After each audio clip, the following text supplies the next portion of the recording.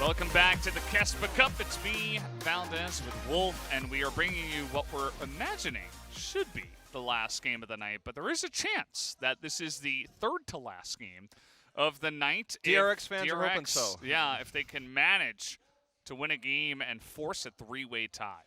And this wouldn't have happened had Afrika beaten them in that game on day one, and now they're in a place where, yeah, they can go to 2-2 and end up having a three-way tie. So, which means 2 more games, as Valdez mentioned, and that'll be based on the way the tiebreaker works. Should be based on average game time, which we don't have on hand right now, I don't think, but we'll get the updates if that does happen. Yeah. But the reason why we're saying it probably won't happen is not because we don't like DRX, but because NONGSHIM Red Forces looked like the stronger team leading up until this point. Absolutely. DRX, they took that one win over Afrika, but Afrika did look like the weakest team up until that last game against Damwon, where I think they showed signs of life, or at least the idea that they could actually draft winning lanes and win them, against a really strong team. So they do deserve some props for that, but this game is about DRX and NONGSHIM. So DRX here, same lineup, no changes. They do have Destroy on the bench, but he has not come out yet. And yeah, we'll see what they can do this time around. Kingen had a really interesting game on the volley bear we just saw earlier. It was definitely a, it was a unique draft, a unique take on this meta. And I wonder if DRX has more tricks up their sleeve going forward. The pick, I was really questioning it, and it looked like he didn't really gain value out of that pick versus any other strong top laner. But he was able to do, I think, most damage in that game with the Sunfire Aegis, and almost got 2 kills in the top lane. Did get 1, but was a trade. I liked it conceptually. NONGSHIM has kind of been drafting pretty safe, almost like the safest drafting team next to Damwon in this group. Yeah. Prioritizing the Graves, putting Rich on his comfort picks. It's a lot of comfort picking for sure. I mean, they picked a Felios for Duck Dom, right? So it's like they got that in there. They get the Orianna, which is safe for anything. They get comfort picks for both Rich and Peanut on the Aatrox and the Graves. And, yeah, I mean, they just looked really solid the last game. They looked like one of the teams here in the KeSPA Cup that are already playing like a team. Yeah, and, Rich making those decisions and the team making the decisions together to swap lanes early in the bad matchup versus the Jace. We saw a lot of really smart macro decisions from this team actually in that previous set. So I'm liking their chances of taking this one. And preventing DRX from getting into that tiebreaker scenario. And we're jumping right into this draft now, Valdez. And yep. The question is, where does that blue side first pick come in for NONGSHIM? Because I don't think they want to give up that Graves to Peanut again. That's been kind of a nightmare pick for anyone who faces it so far in this tournament. He's, I think, 5-1 now. And there's the targeted Rich Aatrox ban, of course. We always have to point it out. Even though it feels like a broken record at this point, you still have to respect it. Us saying it all the time because they were even respecting it back in the old days before Gore Drinker. And now it's like, you just can't let that one go through, at least when it's Rich. And it's pretty strong in general anyway. And no Renekton either. Yeah, so with the top lane will be interesting. Yeah, with all these top lane bans, I wonder if we'll get something a little bit more niche. Or maybe just Ornn. Could just be Ornn, but I'm hoping for maybe like a top Gragas. That would be kind of fun for our last game of the night. Potentially last game of the night. Weird that he's fallen off of priority today. Yeah, he really has after how much he was played on day 1 and yesterday. Yeah, we saw him once today, but I think that's about it. He also hasn't been in every, he hasn't been banned. He's been like absent from a few drafts today completely. So that's definitely one they could go to, but I think the Graves pick comes in here if DRX leaves it open right now. And there's a lot of options too. You could first pick here even if the Graves is banned. And they banned Pantheon because that's even worse, I suppose. Still 100% ban rate on that champion. Graves is open, but you could also go into an MF early. A lot of teams have been looking to that when Graves isn't open, but you take it away. And Gangplank, he's been banned once this tournament, and he is Well, being hovered, but I guess nope. No we got fun. a bunch of pirates here. Graves was at least under the pirate moniker in TFT. I don't actually know the lore behind Graves. Is he actually a pirate? I mean, he kind of just seemed like a bit of a lone wolf character. I'm sure we'll find out later in the League of Legends, or maybe League of Runeterra MMO that will eventually come out, according to Riot, as Kindred just gets picked up. And again, Koshik was named after Kindred. Yeah. Koshik means mark, the Kindred mark, and he'll be able to pick that up. Yeah, so kind of I wouldn't say a comfort pick, but I mean, it's a strong pick that he's really strong at. And Yes. it locks in the jungle for them early, so they don't have to worry about getting locked out of those picks as we move into the second ban phase. NONGSHIM, again, just drafting safe, right? You have first pick blue side, Braves into Kalista, really strong. Or excuse me, Kai'Sa, not Kalista. And I was doing the same thing yesterday with Kindred and Kalista. I said it like 3 times. There's a lot of K champions in the game. There are. But Leona comes in again, one of those safe, strong bot lane picks. And the Alistar comes in here with DRX, so the bot lane matchup is decided here. And obviously what you lose in strong engage and lane bullying with the Leona for NONGSHIM, you gain in tankiness and a lot of peel. And can be, sometimes engaged with the Alistar. The question becomes now here really how the mid lane matchup is going to go. Syndra gets banned immediately, Zoe as well, so we're just trading these mid laners. Can we also ban Orianna and Galio and have like something new and different? That would be nice, actually. We've seen a lot of at least the Syndra, the Orianna. We saw a bit of Zoe. That would make me happy. I mean, anything is possible. Victor would be fun. I think that Galio Kindred is a really strong couple of picks together. Oh, no Victor, no fun. Yeah, Victor has popped up his head from time to time. But you throw down the ultimate, the Lambs or Spite from the Kindred, and then Galio comes in to save the day. It's kind of got a similar radius. At least Orianna got banned, so start the crab rave now. We're done with that. Mid Sona, anybody? No, absolutely nobody. Anybody? No, anybody want that? Not even one person out there? They're all trolling. Hey, Gragas though. There's going to be probably Kingan's pick. And it's been a while since we had any mid Gragas. I'll call Faker. Get on my speed dial. Ask him about that.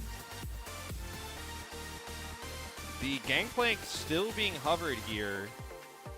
And I don't know if Rich has played any career games of Gangplank, actually. I can't remember him ever playing it, if I think back. I think he has. I'm pretty sure he You would know more than me. I can't, I mean, it's definitely not a popular pick for him, and his champion pool hasn't been known for its, variety, per se. As a Silas will come in here. That's pretty cool. I mean, there's a lot of stuff. And actually, we're going to get... Yeah, this is... So, Quad, now Solka, used to be famous for it. One-trick Cassiopeia. Yeah. Very exciting to see how he's going to perform here against the Silas in the mid matchup there. Be fun to see. I kind of like Solka into that, to be honest, with the Cassiopeia.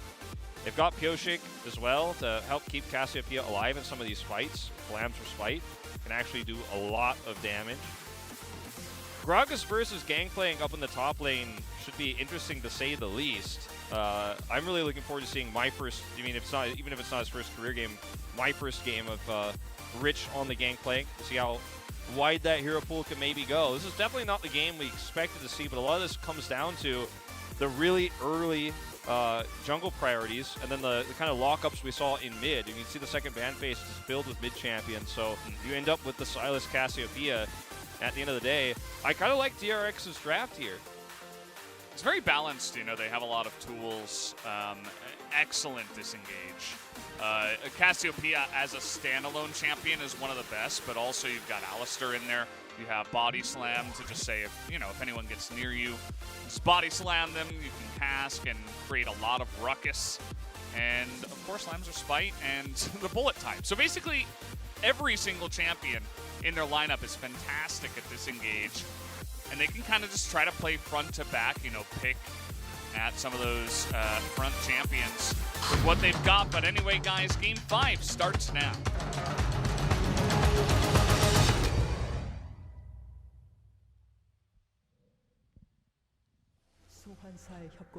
Well, we got our wishes right, you know, especially you were saying, like, hope we get those mid bans so we get to see something a little bit different. And we certainly are going to see that. As we see tier started here for Rich. Not going to be a surprise at all for Gangplank, who has a targeted ability.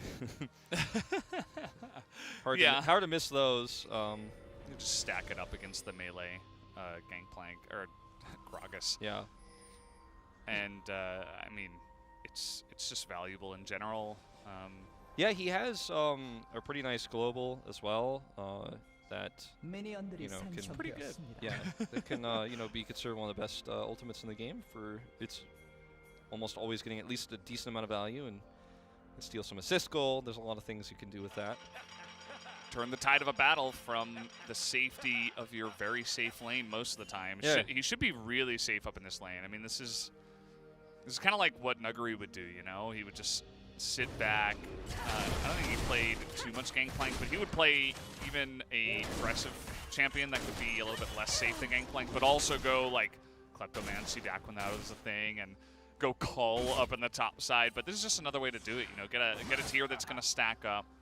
You're up against a tanky bruiser that is Gragas in its current state, and just stack up your tier, sit back, farm gold as well, and scale up. It's been a day of you and I as League of Legends memories when I was learning the game, right? Like, you remember I was like a Gangplank one trick for a while back in the day. I wasn't good at it, but it was simple enough for me to play when I was really, really bad at the game and didn't know what AD meant. And I asked you every other game, like, wait, what does that mean? Like, what does AP stand for? But yeah, it's fun to see him now. That was before he got changed, before he got his barrels and stuff. But yeah, got the Kha'Zix today. Very different and more interesting day of League of Legends for this group. You can see the Leona potential aggression is always there, the Zenith Blade, so have to be careful about that, even though it's normally MF who kind of harasses in this lane. In this case, just a little bit too risky. Yeah, seems like they were able to hit level 2 first. The bottom lane of Kellen and Duckdom, they're using that pressure to their advantage. KeSPA, very good at clearing some of those waves a bit faster, and so it seems like they couldn't really react to that as well. So they're going to be set on the back foot here just to start off. How do you feel about this matchup between Solka and Bay? Because it seems like it's going to be a really hard time for Bay, especially in the early game. If he doesn't hit a stun, like, he's just, I mean, he's almost just dead. Well, I guess Solka's going to answer the question before you get a chance to, but I just feel like this is not a great matchup, actually, and kind of an odd pick into the Cassiopeia. Well, I mean, it was Solka, if you remember, getting that final pick on the red side. They saved that counter pick. You're right. Yeah, they saved the counter pick for, you know, the mid lane, and they essentially said, okay, Solka, you are a very mechanically skilled player. Let's give you the right matchup. And he was like, well, it's a melee champion that early on is not going to have too much power. He has good trading potential, but I'm going to hold that thought because we got a TP coming in. I mean, really Solka, aggressively. He's like, I've got power in mid lane, I've got power in the top lane. Let me just TP up here and get the first blood from my team. You'll love to see it, and this is even more disastrous for Bay. Yeah, I had the order wrong in my head. I was thinking that the last pick was actually the Silas, but yeah, you're right. So that makes a lot more sense because my thought was, well, this seems like a terrible choice, but it's actually, in fact, a really smart choice for Solka. Now has first blood gold on top of it all. Tier stack's out of control, which, you know, it's pretty easy to do as Cassiopeia, but even easier when you're just teleporting to get a kill. Which then, you know, furthers this really tough situation for Rich. Well, I mean, it wasn't a tough situation until this moment, right? But he was getting pushed in a little bit. So now, Kingan's probably feeling pretty good, especially with this slow connecting. Yeah, I'm not sure if he's actually going to be able to get this kill, but he's going for it. Flash comes in, and now he's going to be poked in the back by a bullet. The burp says it all. And there's no TP, and look at this lane. It's pushing into Kingen, and he's immediately going to clear it. I know what LS would say. I mean, the Gangplank is dead if you just freeze it there. But he just, you know, he wants to crash the wave and get a better back timing instead. That's what he's going to do. Even though he had, you know, decent enough stats at the moment, but that's all right. We'll give him a pass. I think he just, I mean, we were talking about how Gangplank can be fairly comfortable in the lane, and he wants to be a little bit more aggressive, wants to gets that lost chapter early. It's going to give him a lot more sustain. I don't mind it, because, you know, Gangplank's going to lose some minions otherwise, but you can be more proactive this way, arguably. I think both are correct for different reasons. Yeah. I'm just gonna be I'm the guy who's really positive, right? I'm the new positive League of Legends caster here in Korea. Yeah, great. Not gonna be mean or angry or judgy, you know, as much as I can be or can't be. At least for now. For now, until yeah. You know, while I'm still green and very excited about it, it's really easy. We're just having a blast up in the top lane. Lots of trading. It's great. Gonna have a positive spin on everything. I'm gonna have a positive spin on how this trade's gonna go for Rich. They're really bullying him here. Yeah, positive spin on this one. Dead. Let's see. He just doesn't have flash, so well, good effort, right? It's a really nice timing for Pyoshik. He knows 6 is coming online for Kingen, and he's gonna have the explosive cask. So, you know, Rich is a little bit too far forward. Doesn't have vision, and I mean, even without Pyoshik there, it's actually a pretty scary place for Rich to be against a Gragas who's gonna hit that ultimate. So, it's actually just being. Nice kill for Pyoshik himself. He's the one who grabs that. Yeah. And he probably could have set up that mark, too, on yeah. his way up to the top lane. So, might get a... No, he's still got it on Graves.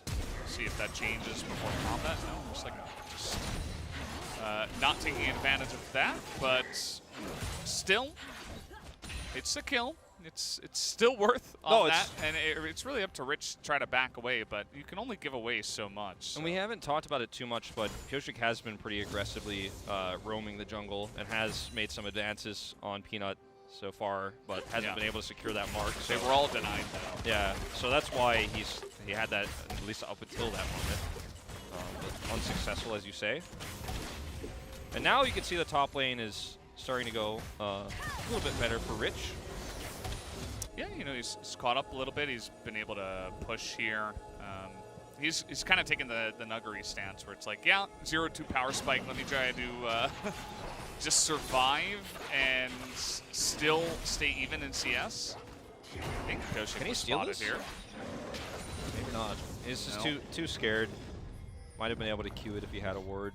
But they're looking to potentially re-engage here. But Toka has come all the way around, trying to engage again onto Rich, and it looks like his team trying to fight front to back. They want to get this Gragas, and they will. And coming in here is Bay, actually, from the back. They're going to get another kill as Kellen and Duckdom roaming up at the perfect timing to swing this fight in their favor. That's going to be 3 kills eventually going the way of NONGSHIM, Red Force, and Duckdom picks up the last one, so a really nice set of kills there to the side of NONGSHIM. Also 2 kills to Peanut on the Graves. Yeah, I think a little bit overzealous for Soka there. He is up 10 CS. He had a massive lead in this game, and I think oftentimes you feel kind of unstoppable as Cassiopeia in your head because you do just kill everything if you live long enough to do it. But it's a little bit late to this fight, actually. You talk about the value of King. I mean, it's just insane damage in this fight. Insane damage in this fight, not to mention the slow. And I mean, we didn't really even talk about it at all during the fight, but you could just see how much of an impact that actually makes. Pyoshik's still not getting that mark, unfortunately. Yeah, and that's a really rough spot for him now, too, because his jungle is delayed now. He's got a lot of camps up, and Kindred is not the best AoE farmer. He's not the fastest clearer. You know, he likes to get in, get marks, and get ganks and add to his marks, but when you go in for kind of a really aggressive invade with your team and it fails, you're falling behind on everything. Meanwhile, the Graves gets 2 of the kills, plus he's basically a vacuum of jungle camps. That's why Graves, part of the reason, one of the many reasons why Graves is so good. Yeah, there's a lot of those, but yeah. it's rough right now in the jungle. Yeah, I mean, it just gets worse and worse, too. Definitely going to be getting that Graves mark anytime soon. Might want to switch that one, but don't think you're going to find any your own kills in that location. So clear on the ward here for DRX, at least in the river, which means that we're just going to see it's like rocks taken for Peanut. He's going to leave. But the top lane for Rich, 0-3, you know, 20 CS down. Not going to get Flame Horizon or anything like that, but his ultimate is going to be one of the biggest things he can do for a while. As we've already kind of discussed. AP. Sit back and cannon barrage people. I don't know if I'd go that far, but you know. Yeah.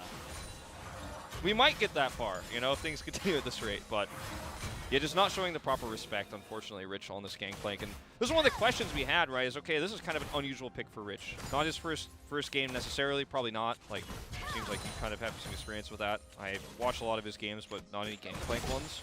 But we haven't seen it on this patch. It hasn't been recent. And, you know, he played a really good Gragas.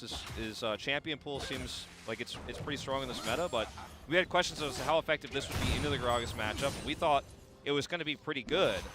But in practice, not theory, he's down 23 CS, he's 0-3, he's been explosive cast twice by Kingin.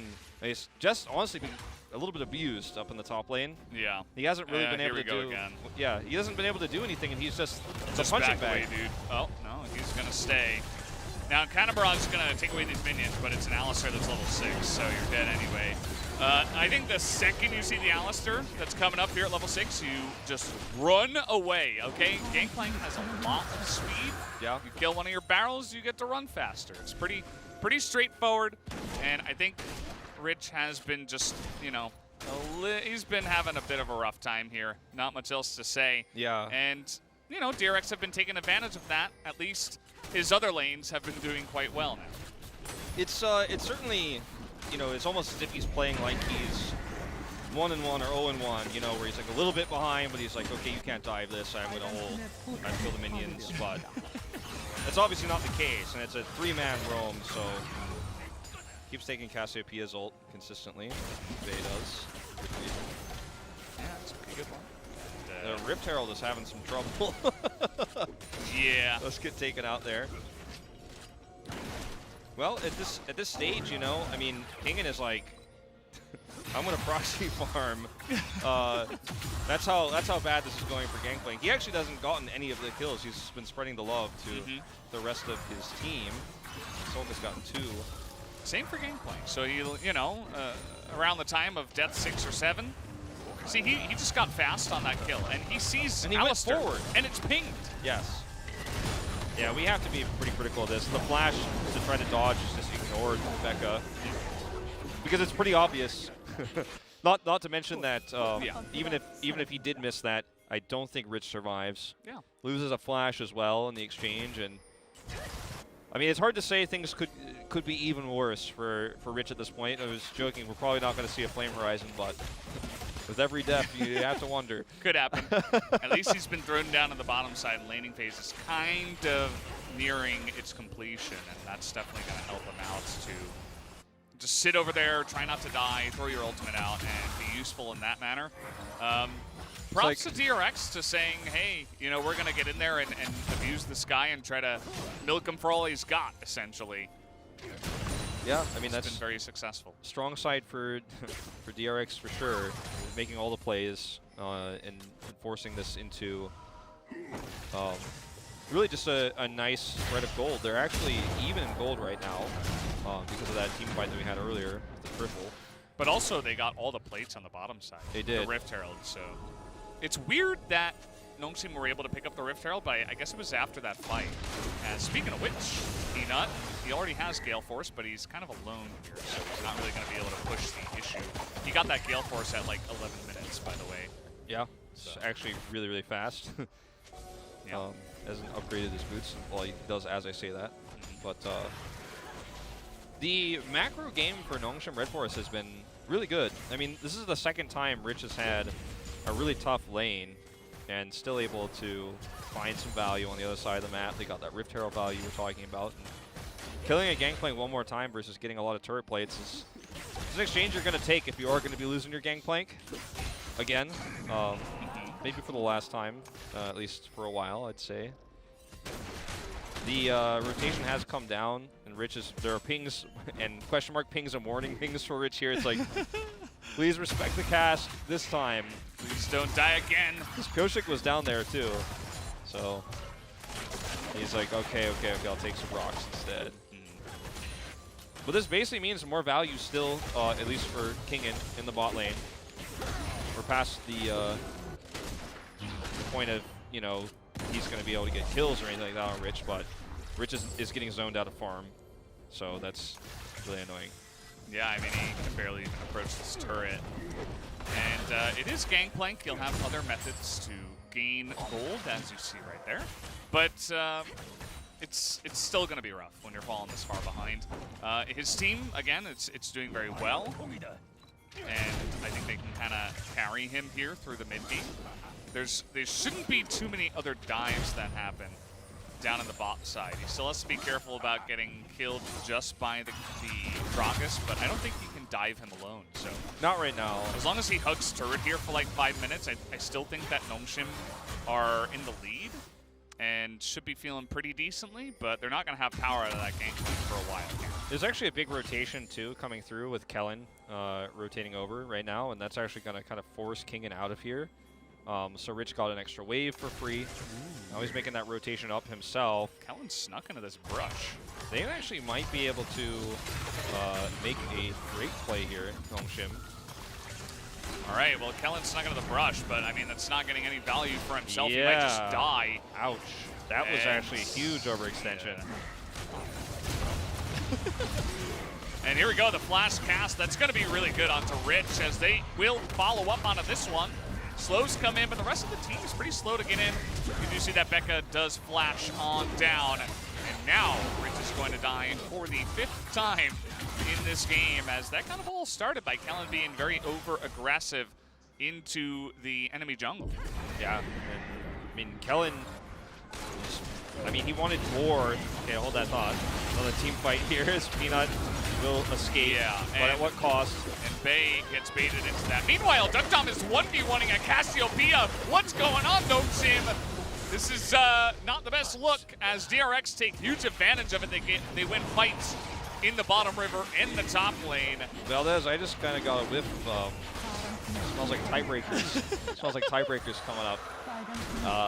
Yeah. You know, could definitely happen the way this game is going. It does feel like we got a pretty decent chance. I'm not trying to call this one over just yet, but we are kind of reaching the point where Cassiopeia becomes insanely hard to kill. And you have, or it is actually really getting a lot of kills. It can be insanely hard to kill because she just kills everybody instantly. I think we're actually going to get a look at this. The question is, why is Duckdom taking this fight? Well, he's not. I guess he's not. He just got stunned, and that's the end of it. Don't try to just sit there against the Cassiopeia one trick. It would be my advice, because he can just do that. And unfortunately, Bay gets baited into this one. Yeah, Amber's fight going to come up, and well, I don't know how this one ends. Very sad. Very sad. Kellen ult there at the end, but I mean, what do you do from here if you're NONGSHIM? Like, it's almost not even safe for Rich to side lane anymore, but he is trying his best to find opportunity to do so. He's only 30 CS behind, which sounds like a lot, but everything considered, like, it's not as much as it could be in this game. But he's an ult bot, it feels like, at this point. He's got his Divine Sunderer, but, you know. Should have got the AP. I mean, his tier's done. Nice. So, yeah, that's that. Yeah. Well, he's gonna get Spellblade eventually. He might just die here. I mean, that's what I'm saying. He can't even side lane. He just can't even do it. Well, especially not against the Cassiopeia. The Cassiopeia would teleport. Yeah. So there's just no, like, you can't outrun the Cassiopeia. I mean, obviously it's on cooldown at the moment, but this is a nice play attempt here. Too greedy, potentially. Yeah, this ultimate not going to do anything to save his life. The teleport, not necessary from Bay, but whatever works. Maybe they were hoping that the rest of the team would full-on commit and they could get some value out of that teleport, but... It's a completely direct hit on the solar flare as well. Gets the stun. Yeah. And, I mean, finally some greed being punished here as Solka kind of, for a while, was saying this map belongs to me. Get a little bit of that bounty gold coming through here. This game is not over for them by any means. And if there are some small overextensions, a little bit of excitement on Solka's comfort pick, you know, sometimes you can get punished. Okay, teleport here. Yeah, you said it before, sometimes you just feel vulnerable. Yeah. And they're going to go for a dive. This could definitely work out. It looks like DRX a little bit late on the rotation, trying to burst down bait, but he is a Silas. The stopwatch going to buy a nice amount of time, but unfortunately not enough, as Duckdom also was rotating up to the top side if need be. Yeah, I mean, the stolen ultimate there gives Vey his own explosive cask after he hits the stun. And, yeah, not a bad rotation by any means. Actually, really nice punish there. Like, it feels like we're seeing a lot of overextensions in the top lane, a little bit of lonely off-laning going on here. So I guess we're not going to watch that one because we're going to watch this one first. Solga gets stunned, and there's no way out for KeSPA. Leona got the kill. That's a bit unfortunate. Yeah, that's a lot of gold you would have otherwise wanted. So Vey gets the cask, stun, and yeah, Zhonya's buys some time. But stunned again, and Piet's just gonna show us that he can tank the turret shots and not care. Just stands right on it. Just allowing Peanut, or not Peanut, Bey to get out of there. Yep. Be a good teammate. He's got that collector now. Time to get the taxes. It's true. It does feel like Graves is the tax man. It does feel like that. It's like the Loan Sharks mercenary or something. It is kind of funny how he used to be an AD, like rough and tough, like Yeah. bottom laner, and now he's like jaded. He roams and picks up the tax money. He's been reworked one too many times. He will get revenge. I'm gonna get what's mine. When is Rise gonna stand up for himself then? He's had enough reworks. Well, Maybe someday. maybe one day.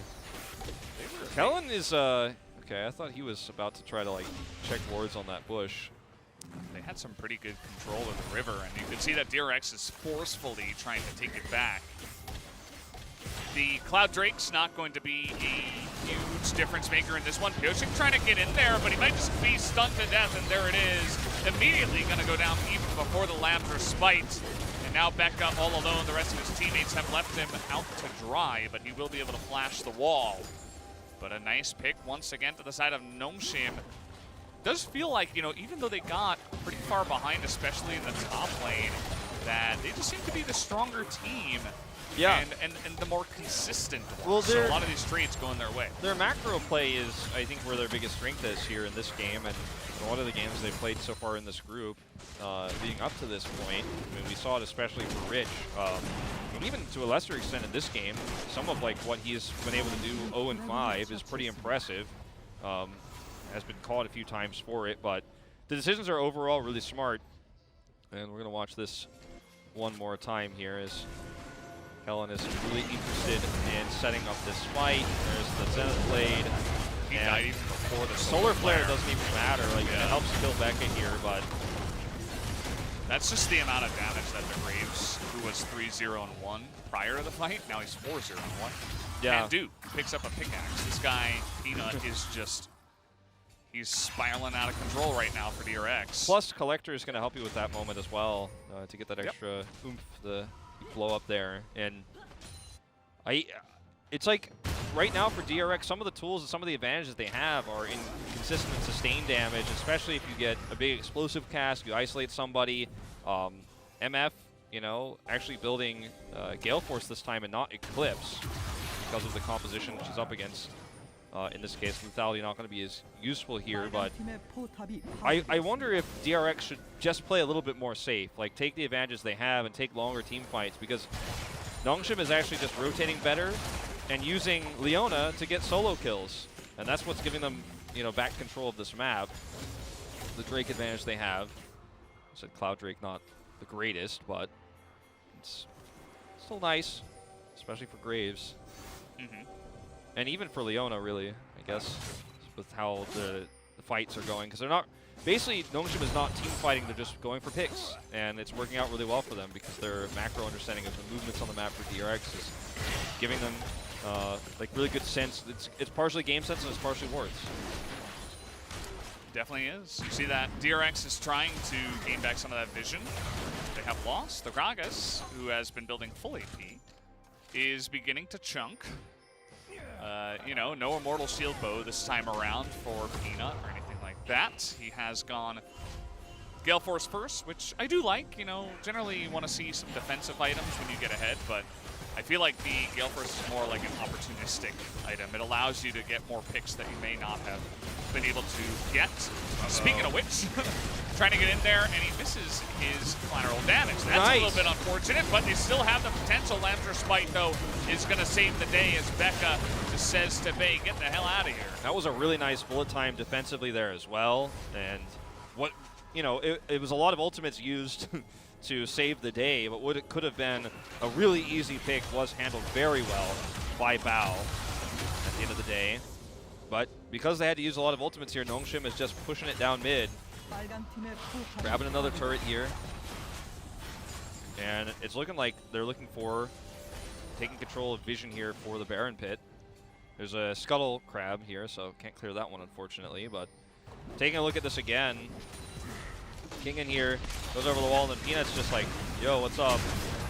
Tries to use the Blast Fruit, I think that's what that's called, knockback there to escape. I'm totally not just making stuff on the top of my head. The Blast Fruit, indeed. Is it Blast Cone? Yes. Okay, I was just mixing it up with the heels on the ground. But anyway, tries to use that one to escape, and then Koshik drops in the Lamb's Respite. There's the bullet time. Yeah. A lot of heroics there to save him. I want to point out that we just got a quick look at the overall gold. And even though Peanut is 4-0-1 and he has a collector for some extra gold on the kills, by and far, Duck Dom is actually the most gold right now, as he has pretty insane farm. Yeah, 312 CS. Pretty solid. Can't shake a stick at that. Well, I mean, you could, but it would be pretty weird. Yeah. You probably don't want to do that, actually.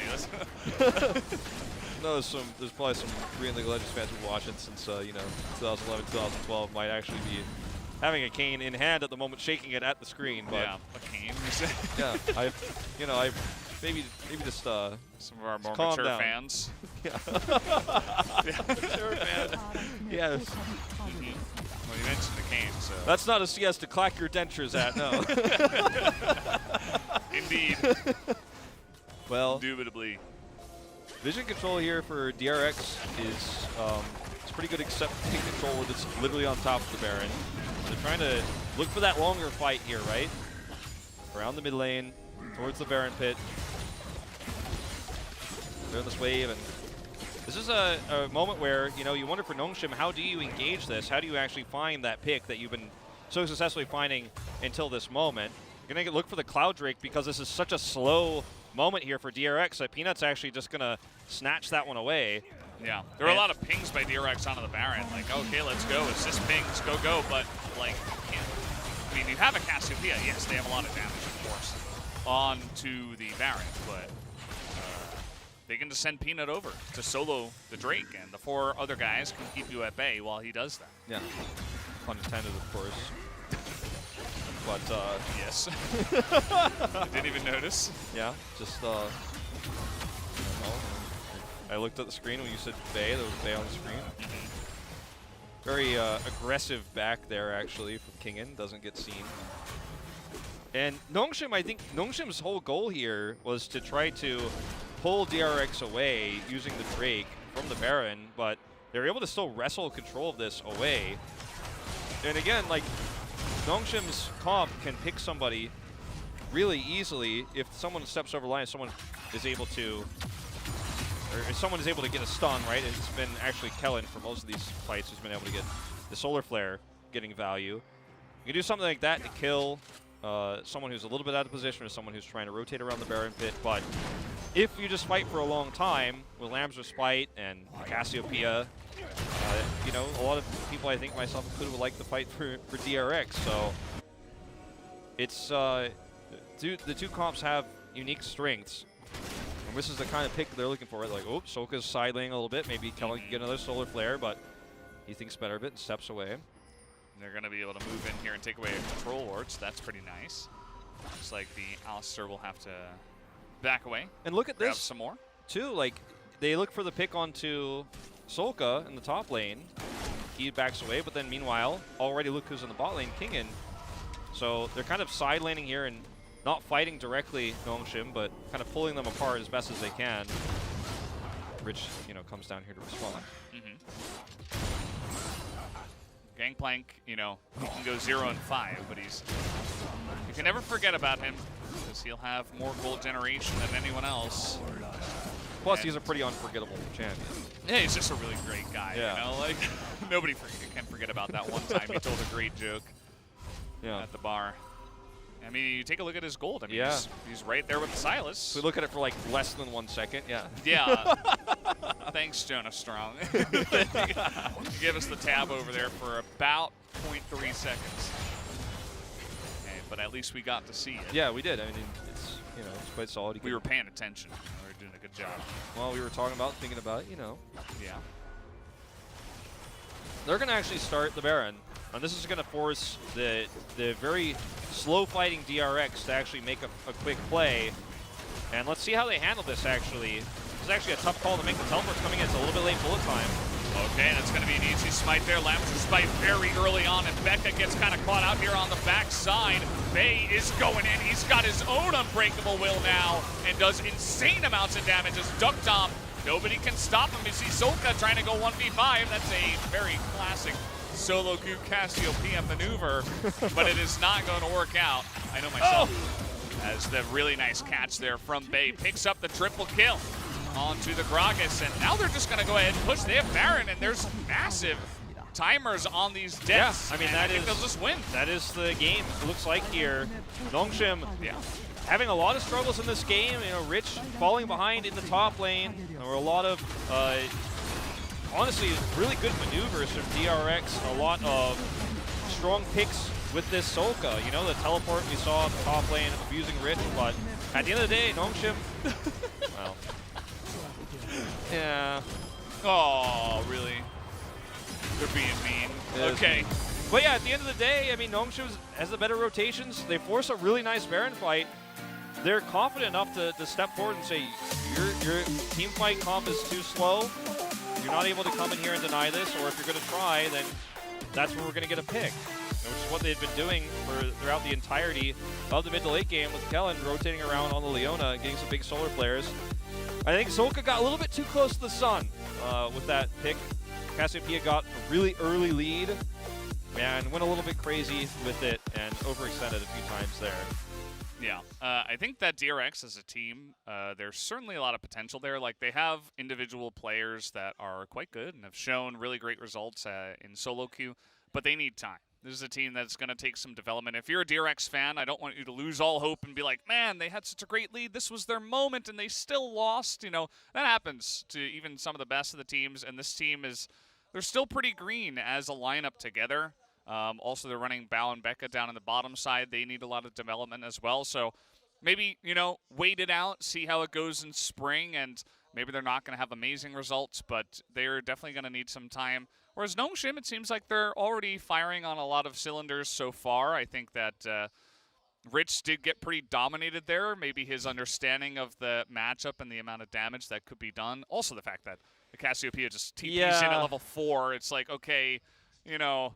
There wasn't a lot of respect shown to the explosive cask, which did him in twice. And yeah, eventually. He also didn't have vision a lot of the time and was getting out there, right, trying to farm a little bit greedily. But at the end of the day, they still are able to make the better rotations, make the better plays, get those picks with Leona. It was actually like Kellen who ended up making a lot of really big solar flares lead to kills that got them. They got them back control of the map, got them back control of vision on Baron. That allowed them to make that play in the first place, where they just started it early. the really cool Peanut Dragon take that he got solo while they were threatening Baron nonstop. Like, that's the makings, or not the makings, but the showcasing that you'll see from a team that is more experienced as a unit. Even though, obviously, there have been some changes. Like, the NONGSHIM Red Force squad looks to be, you know, of these two teams, much more experienced, much more veteran. And like you said, DRX will need time to be able to respond to those rotations well and not, you know, think, okay, I'm just going to carry this game as a solo queue KeSPA, which is what Solka kind of went for there. And like I said, he's famous for the champion when he was under the name Quad before. When I was researching him, I, you know, watched a lot of his KeSPA games coming in here. Definitely one of his favorites. And it was fun to watch. Just, you know, maybe a little bit too brash with it. Yeah, I think given a more balanced play style after the amazing early game that he had, I think in the future we'll definitely be seeing him play KeSPA from time to time, no doubt.